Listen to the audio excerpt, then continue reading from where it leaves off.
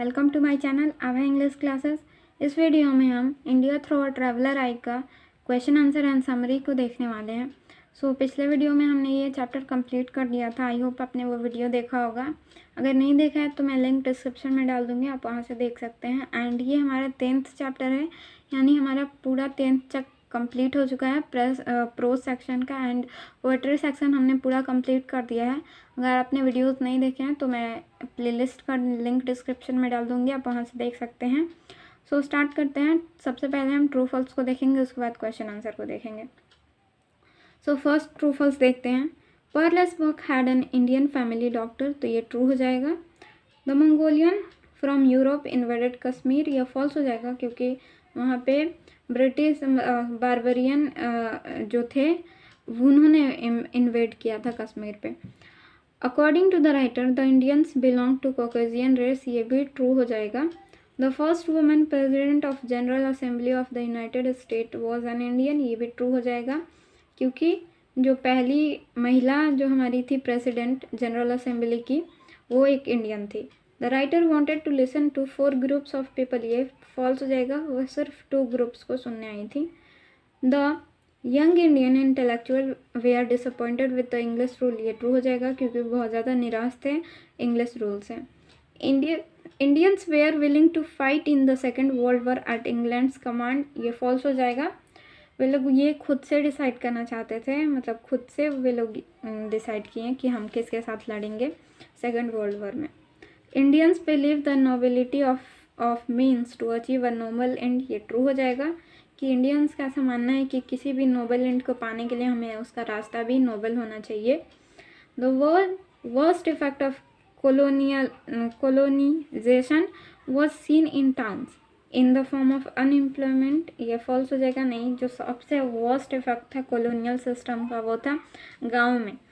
Indians under the British rule had a life span of just 27 year, तो ये true हो जाएगा कि हाँ, इंडियन के पास जो था ब्रिटिश रूल में सिर्फ 27 ईयर का जो समय अपने जीवन काल था वो सिर्फ 27 साल था, ठीक है, एवरेज। स्टार्ट करते हैं आप क्वेश्चन आंसर को। तो सबसे पहला जो क्वेश्चन है उसको देख लेते हैं। What was the word colour remind the writer of, तो इसका मतलब है कि जो वर्ड कलर है उससे राइटर को क्या याद आता है, किस चीज़ के बारे में राइटर को इससे याद आता है। तो इसका हम लोग आंसर देख लेंगे। फर्स्ट का, the very word color remind the author about the variety of complex in Indian life as many as her own American human scene, तो जो इंडियन कलर है उससे राइटर को ये याद आता है कि जो कि इंडिया में बहुत सारे वैरायटी ऑफ इंडियन लाइफ है, मतलब हर इंडिया में होके भी बहुत सारे अलग अलग डिफरेंट कल्चर हैं, डिफरेंट वैरायटीज़ ऑफ लाइफ है, मतलब लोगों का रहने का रहने खाने पीने का सब चीज़ का अलग अलग ढंग है, हर मतलब अलग अलग जगह के हिसाब से। तो इनसे उनको ये वैरायटी ऑफ कॉम्प्लेक्स दिखाई देती है इंडिया में, जैसा कि उनके खुद के अमेरिका में भी होता है, ठीक है। नेक्स्ट क्वेश्चन देखते हैं। Second, what were the benefit of English rule, benefit यानी इंग्लिश रूल के भारत पे जो अंग्रेज़ों का जो शासन था उससे क्या फ़ायदा हुआ, ठीक है, कोई तो फ़ायदा हुआ होगा, तो उसको हम लोग देख लेते हैं सेकेंड क्वेश्चन को। The benefit of the English rule was an education in English, ठीक है। तो इंग्लिश रूल से एक बेनिफिट हुआ कि जो इंडियन के भी जो लोग थे, मतलब इंडिया के जो लोग थे, वे लोग भी इंग्लिश पढ़ना लिखना और बोलना सीख गए थे। And the knowledge of the west, और उनको पश्चिम यानी पश्चिम सभ्यता थी उसके बारे में उनको भी नॉलेज हुई। विच इंडियन एक्वायर, जिसको इंडिया ने एक्वायर किया यानी ग्रहण किया। They were able to speak English very fluently, और इस तरह वे लोग भी इंग्लिश बहुत ज़्यादा फ्लुएंटली बोलने लगे, मतलब अच्छे से बोलने लगे इंग्लिश में वे लोग इंडियन लोग। थर्ड देखते हैं। Why were the intellectual in India restless and embittered, जो इंडिया के जो इंटेलेक्चुअल्स हैं यानी जो बुद्धिमान लोग थे वे क्यों रेस्टलेस थे यानी बेचैन थे, और क्यों बहुत ज़्यादा नाराज़ थे इंग्लिश रूल से। तो इसका आंसर देख लेते हैं।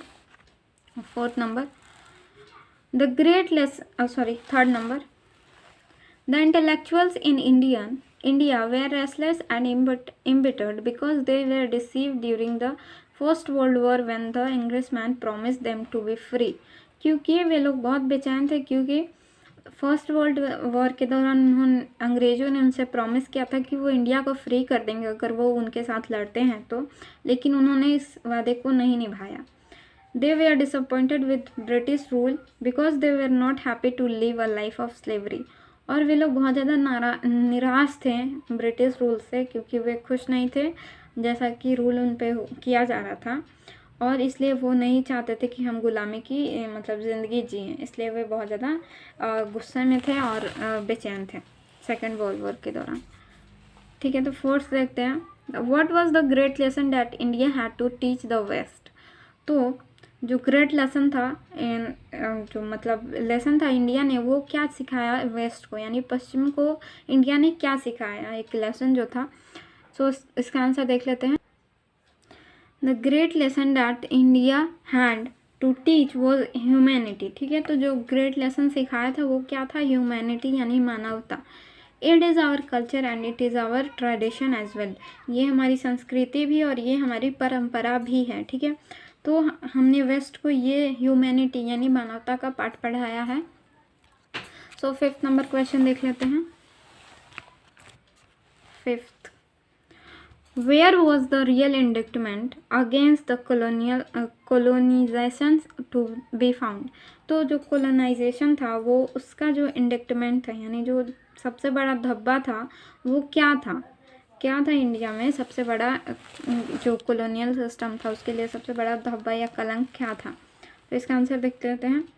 The real indictment against colonialization however was seen in villages in the form of unemployment. ठीक है, तो इसका जो विलेजेस में था, ठीक है, सबसे जो वर्स्ट जो मतलब देखने को मिला था कॉलोनियल सिस्टम का, वो गाँव में देखने को मिला था। वहाँ पे अनएम्प्लॉयमेंट तो था ही, साथ में वहाँ पे जो बच्चों की स्थिति थी वो भी बहुत ज़्यादा ख़राब थी। सो 6 नंबर देख लेते हैं, 6 नंबर क्वेश्चन को। Y was the writer moved at the site of the children of the Indian village. ठीक है, तो जो राइटर हैं वो क्यों मतलब उनको देख के वो बहुत ज़्यादा निराश हुई, चिल्ड्रन की जो वहाँ पे मतलब हालत थी इंडियन विलेजेस में, उसको देख के क्यों राइटर को बहुत ज़्यादा मतलब निराशा लगा, बहुत ज़्यादा धक्का लगा। ठीक है, सो 6 का आंसर देख लेते हैं। The children of the Indian villages were lean weak and with huge sad dark eyes. ठीक है, तो जो चिल्ड्रंस थे उनका जो मतलब एक तरह से अपीयरेंस बोल सकते हैं, वो जो था वो बहुत ज़्यादा पतले थे, बहुत कमज़ोर दिखते थे, उनकी जो आंखें थी वो बहुत ज़्यादा बड़ी बड़ी काली धसी हुई आंखें थी। The writer move to see their poor condition and it tore at her heart. ठीक है, और ये देख के वो हिल गई, मतलब ये जो कंडीशन थी वहाँ के बच्चों की वो देख के हिल गई। ठीक है, और उनको बहुत ज़्यादा मतलब देख के बहुत ज़्यादा धक्का लगा। ठीक है, सो सेकंड जो इसका बी का 2 नंबर जो है उसमें भी ट्रू फॉल्स है, उसको देख लेते हैं सबसे पहले, उसके बाद उसके क्वेश्चन आंसर को देखेंगे। सो स्टार्ट करते हैं ट्रू फॉल्स को। The writer blames the English rule for all the ills of India. ये ट्रू था कि जो इंडियंस थे जो राइटर थी वो इंग्लिश रूल को और जितनी भी प्रॉब्लम्स थी इंडिया में उनके लिए राइटर ने इंग्लिश रूल को ब्लेम किया है, तो ये ट्रू हो जाएगा। Colonisation had made the Indian enervated and exhausted. तो ये भी ट्रू हो जाएगा, क्योंकि जो मतलब जो इंग्लिश रूल था उससे लोग क्या हो गए थे, बहुत ज़्यादा इनर्वेटेड हो गए थे, मतलब बहुत ज़्यादा डर गए थे या डरपोक बन गए थे, और एग्जॉस्टेड मतलब थके हुए थे, मतलब वो थक चुके थे इस रूल से और वे अपने लिए कोई भी कदम नहीं उठाते थे। सो थर्ड देखते हैं। Long period of slavery made the people quite dependent. ठीक है, जो स्लेवरी था ये फॉल्स हो जाएगा। ठीक है, और सॉरी ट्रू हो जाएगा, क्योंकि यहाँ पे डिपेंडेंट यानी जो स्लेवरी जो बहुत सालों से वे लोग स्लेवरी में रह रहे थे, गुलामी में, और इस तरह वे लोग जो थे वो काफ़ी डिपेंडेंट हो गए थे, मतलब अंग्रेज़ों पे निर्भर हो गए थे। ठीक है, और उनकी गुलामी को वो एक्सेप्ट काफ़ी हद तक करने लगे थे। 4th नंबर देखते हैं। According to the writer selflessness is the main quality of a leader. ये ट्रू हो जाएगा। सेल्फलेसनेस यानी निस्वार्थता very few people in villages had respect for age and experience, ये फॉल्स हो जाएगा। मतलब हर गांव में, मतलब गांव में जो लोग थे वो बहुत रिस्पेक्ट करते थे, वैसे एक्सपीरियंस और एज, मतलब जिनकी एज हो चुकी थी और जो बात काफ़ी एक्सपीरियंस थे उनकी बहुत सारे लोग इज्जत करते थे। The writer did not like the idea of eating with right hand, ये फॉल्स हो जाएगा, उनको बहुत पसंद आया था। Indians are by nature religious, ये ट्रू हो जाएगा। The book Come My Beloved has Indian background, ये ट्रू हो जाएगा।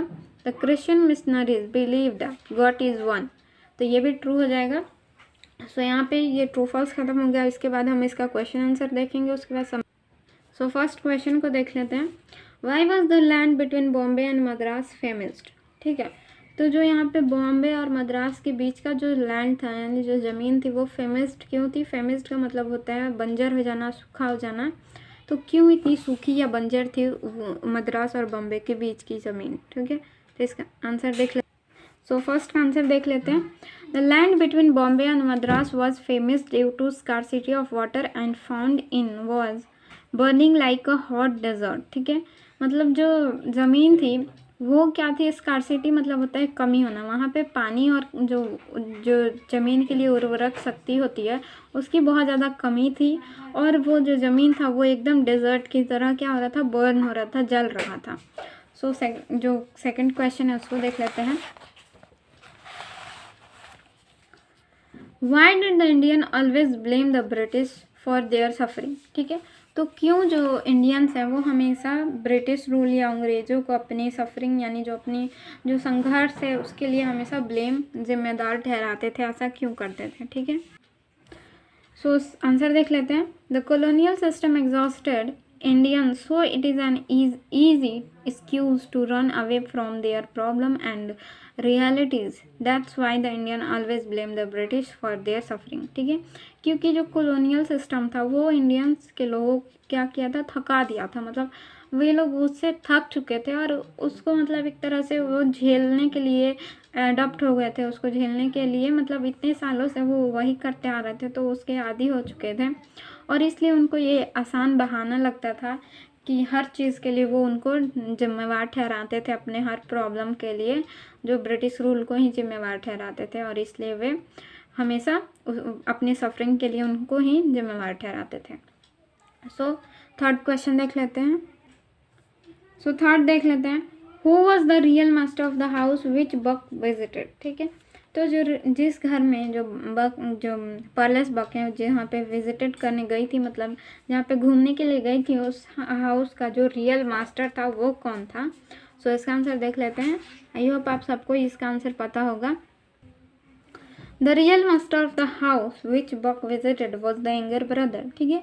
तो जहाँ पे एक यंगर ब्रदर जो था, जो कि उनका होस्ट था, वही वहाँ का रियल जो था मास्टर था, ठीक है।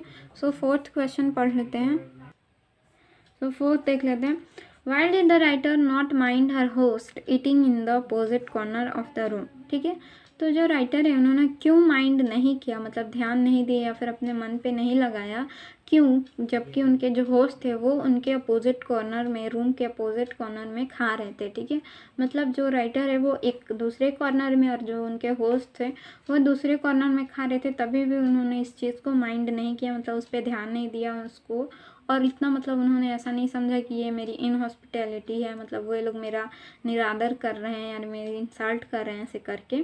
तो उन्होंने इस चीज़ को इतना सीरियसली नहीं लिया, बल्कि उन्होंने इसको बात को समझा कि वो उनकी रिलीजन की मतलब रिक्वायरमेंट्स है, उनके धर्म में, उनके जाति में ऐसा ही होता है, वो अपने सिर्फ परंपराओं को, ट्रेडिशन को निभा रहे हैं, और इसलिए उन्होंने इस पर ध्यान नहीं दिया। सो इसका आंसर देख लेते हैं अब इंग्लिश में।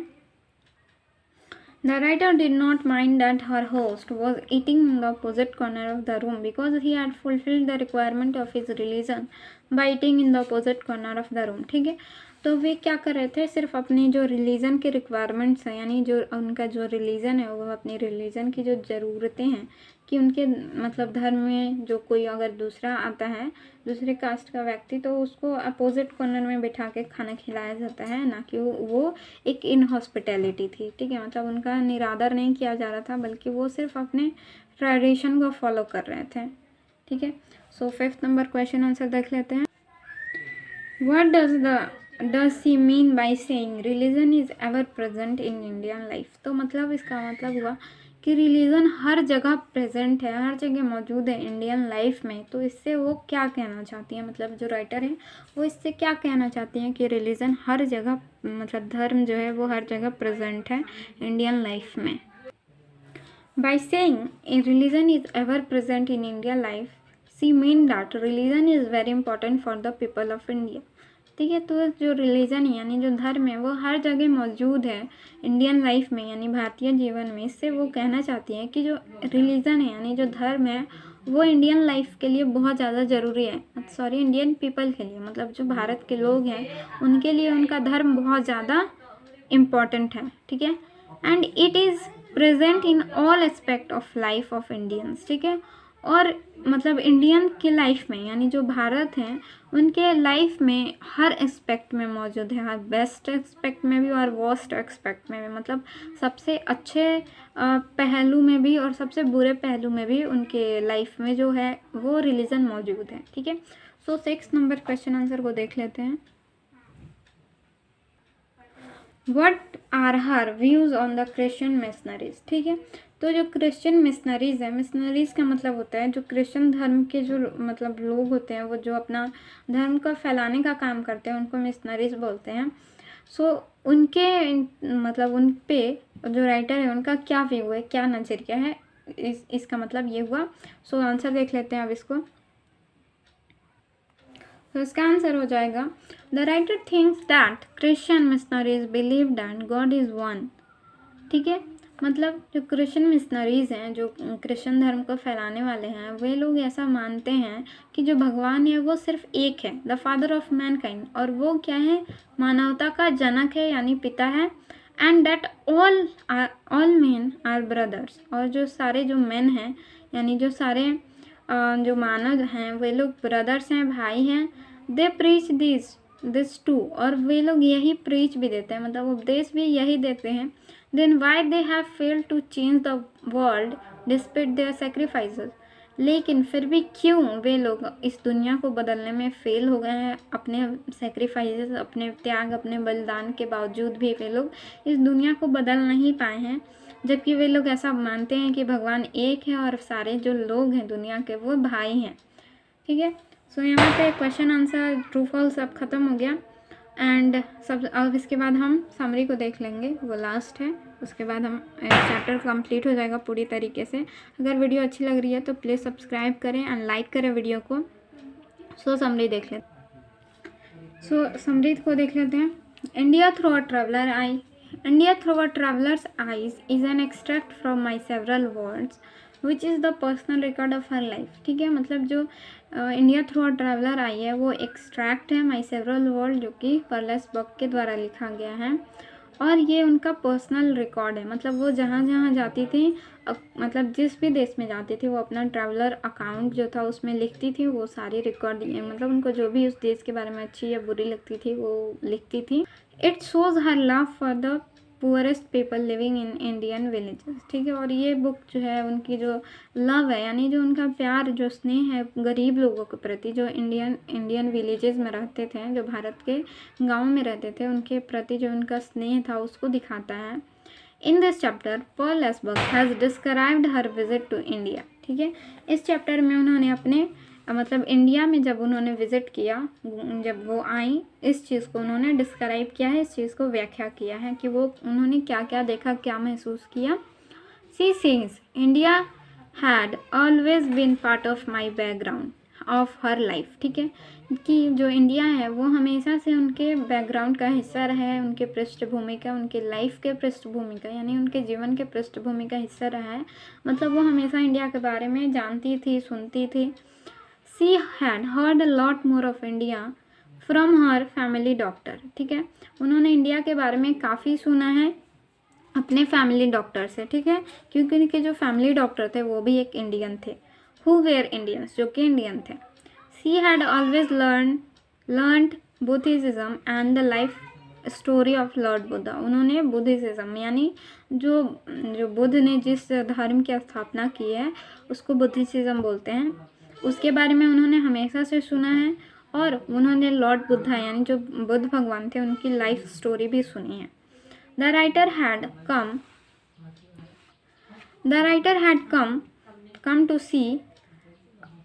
To India not to see the Taj Mahal. ठीक है, जो राइटर है वो इंडिया ताजमहल, फतेहपुर सिकरी या फिर किसी हिस्टोरिक प्लेसेस को देखने के लिए नहीं आई थी।